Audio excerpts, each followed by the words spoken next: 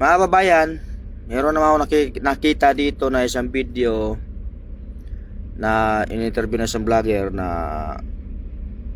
pakinggan na lang natin.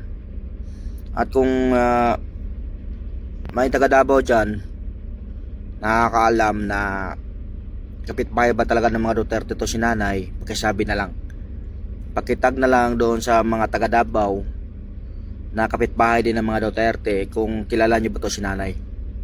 Pakinggan natin itong sinasabi ni nanay. Tatanong lang kami, Nay. Tatakbo siya ng presidente. Sino po? Ito po, ito po. Tatakbo ng presidente, pabor po ba kayo sa Hindi. Kapitbahay ko yan sa Davao, hindi. Ayaw nyo po sa kanya? Ayaw ko. Bakit po? Marami na kasi anomalya. Sa amin sa Davao, marami siyang anomalya, pati tatay niya. Totoo yun. So ayan nga mga koys, sa tingin nyo totoo ba itong sinasabi ni nanay? Kasi ako taga Davao ako, talagang nasasabi kong magandang Davao, malinis, at saka talagang maganda ang pamumuno doon.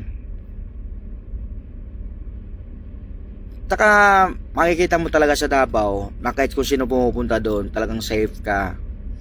Pero siguro to si nanay, baka gusto rin ng malita. At saka itong vlogger din, hindi ko alam kung tulos ba ito ni BBM. Sila din naman naglulukuhan dyan eh. Wala tayong alam dyan.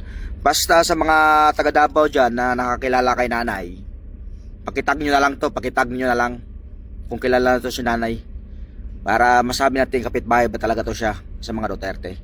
Yun lang po. Maraming salamat.